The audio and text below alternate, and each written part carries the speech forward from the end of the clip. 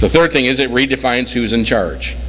I now rule my world. See, some people set up their lives with how they're going to rule it, how it's going to be, how everybody's going to act, how everybody's going to treat me, how everybody's going to respond to me, what everybody's going to say to me, what everybody's going to do for me. And they set up their whole world around what they want. Okay? That's really legalism. It's all about me, and it's all about me being the center of everything. And if you mess with my little world, you mess with me, and I'll take you down. And it's really all about me, and I rule my world. The fourth thing legalism does, it's the rule. The rules are usually tilted towards what is easiest, or easier, or easiest for me. Isn't that interesting? I usually set up rules to evaluate myself based on what's easy for me. So the person who is naturally organized would say, if you're not organized, you're just not a good Christian. It's usually the things we're easy at that we evaluate. And therefore we can then say everybody else doesn't match up. And we set it up that way.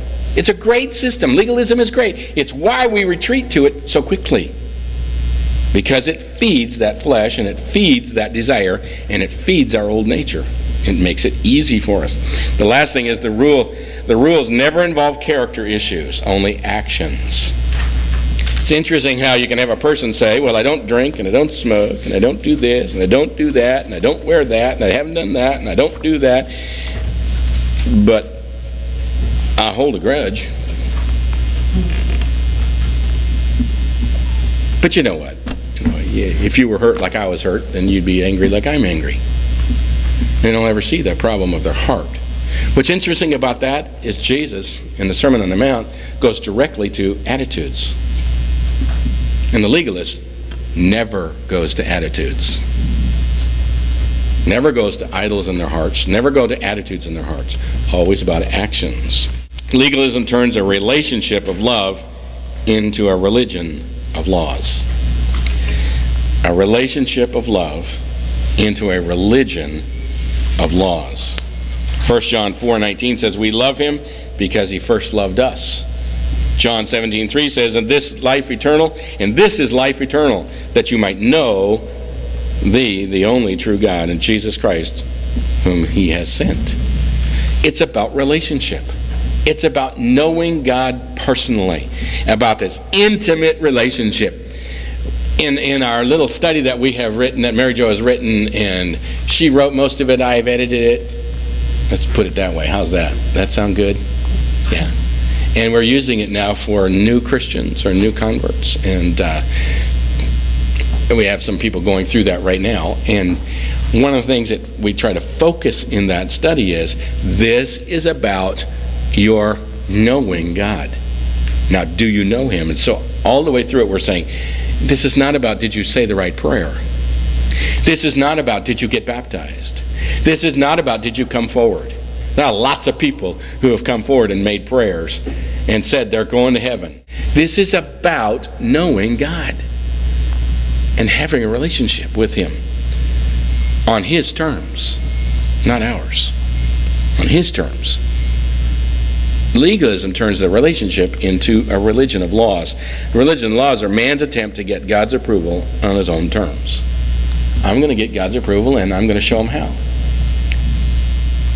There are some people who believe that they can get God's approval their way by giving him what he says he doesn't want. But I gave you my money. God never asked you for your money. But I gave you some stuff. Well, God never asked you for your stuff. But I did these nice things to people. Yeah, well, God never asked you to do that. You say, well, isn't it good to give? Well, sure. Isn't it good to do nice things? Well, certainly. But those aren't the basis for the relationship you have with God. They follow after, but they're not the basis of it. And some people come to God and just say, this is all about the way I'm going to do it. I'm going to have my relationship to God in the way I want. Well, you won't have one. Because it is God who determines how you have that relationship. That was the problem that Cain and Abel get into. Abel gave what God had required, a sacrifice. Cain gave what he wanted, and God rejected it. And then Cain said, what's the deal? I gave you the best of my fruit. I gave you the best of my stuff. Come on, what's wrong? And God just said, very interesting words. He says, don't you know if you just do what's right, your countenance wouldn't be fallen? You could smile again. You could be happy. You want to be happy? Do what's right. Some of you just aren't happy. Do what's right. Some of you say, no, I don't want to do what's right. Well, then be unhappy. Be sad. Be miserable. Fine. But that's a choice you make. And God said to him, just do what's right. And how many times you tell your kids, just do what's right. It'll go well. I don't want to. Well, then we're going to have trouble. And so God says to Cain, do what's right. And Cain says, I don't like that. Next thing he does, he kills Abel. And then God says, what are you doing? You didn't listen the first time. Now you've gone farther. Now you're going to be disciplined for that. So his offering was rejected. Now he's rejected. God is looking for us to turn to him on his terms, not on ours.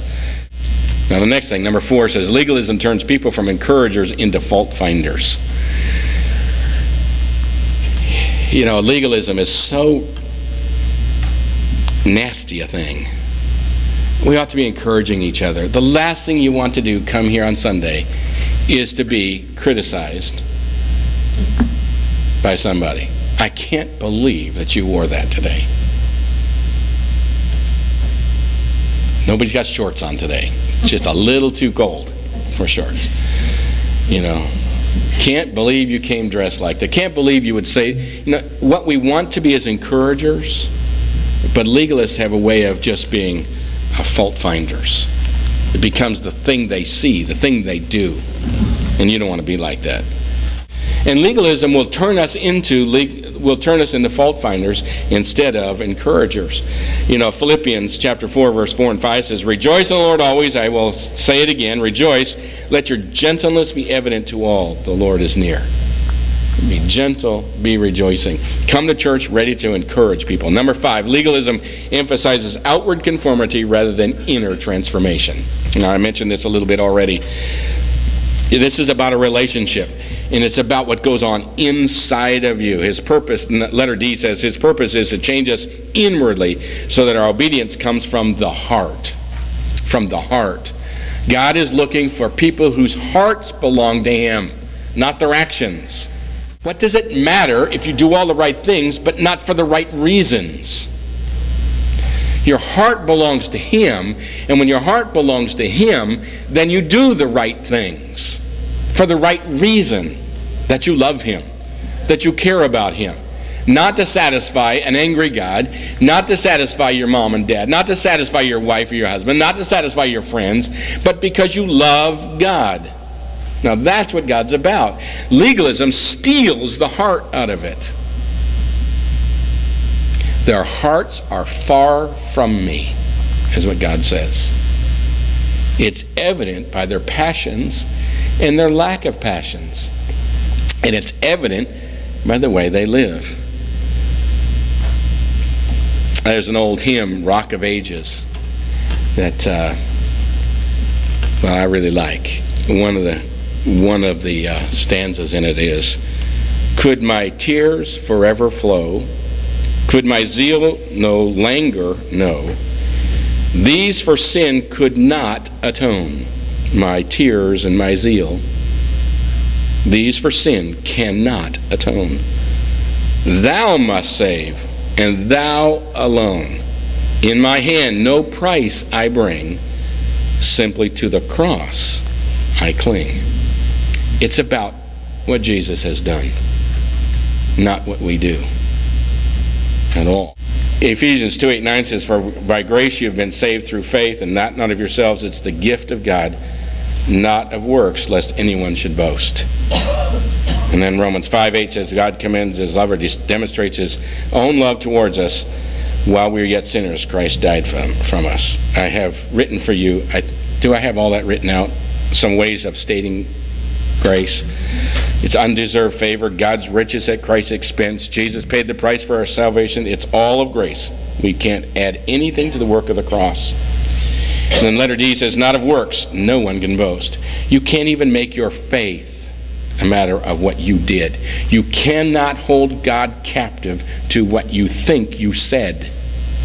You can't say, you must because I said.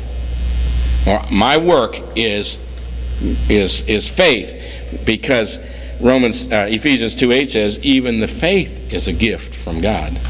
Even your ability to reach out to Him in faith is a gift from Him. This is all about what God does for us on our behalf. It is undeserved favor.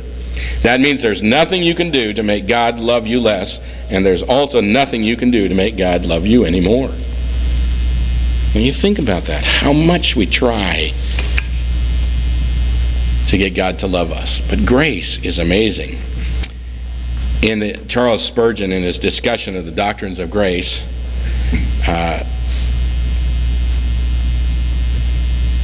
there are some people that believe that, well, if it's all of God and it's all of grace, and it doesn't matter what I do, then I can just go out and sin. You know, Paul kind of looked at that in Romans and said, should I sin that grace may abound? Should I sin more so that grace can abound? You know, give God more grace if I sin more. The more I sin, the more grace He has to bestow. Isn't that neat for God? No, He answers no. That's kind of silly, because the response to grace is not to sin. That would be a wrong view of sin, of grace. Spurgeon tells a story. It tells this story. There is a story of a half a dozen boys who had severe fathers, accustomed to beat them within an inch of their lives. Nobody here has too much of that or does that, I don't think. Another boy was with them who was well beloved by his parents and known to do so. These young boys met together to hold a council of war about robbing an orchard. They were all anxious to get about to it except the favored youth, who did not enjoy the proposal. One of them cried out, you need not to be afraid. If our fathers catch us at this work, we'll be half killed, but your father won't lay a hand upon you. In other words, your father has grace. The little boy answered, listen real closely, and do you think, because my father is kind to me, that therefore I will do wrong and grieve him? I will do nothing of the sort to my dear father. He is so good to me that I cannot vex him. That's the response to grace. There are 4 words I've written down here. Colossians 2:6 says, so then just as you receive Christ Jesus as Lord, continue to live your lives in Him, rooted and built up in Him, strengthened in the faith as you were taught, and overflowing with thankfulness.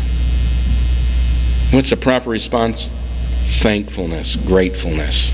God, thank you that you would save a wretch like me. The next one, Ephesians 2:9 says, by grace you've been saved through faith, and that not of yourselves, it is a gift of God, not of works, lest anyone should boast. Humility.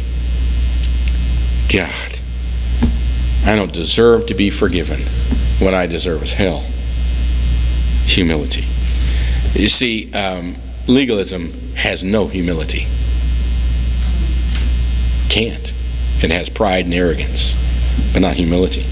1 John 4:19 says we love Him because He first loved us. The natural response to grace is love. I love you, Lord. How could I not? Like this little boy, how could I go grieve my Father when He's given me so much and been so kind to me? Romans 12:1 says, therefore I urge you, brothers and sisters, in view of God's mercy, to offer your bodies as a living sacrifice, holy and pleasing to God. This is your true and proper worship. The last response, worship. Now there are a lot more responses than those. Those are 4, as I was praying about it, I thought, well, I want to be grateful, God, to you for how merciful you've been to me. I want to see that, Lord, I couldn't do this on my own. I love you with all of my heart, and I worship you with all of my being. That's how we respond to grace.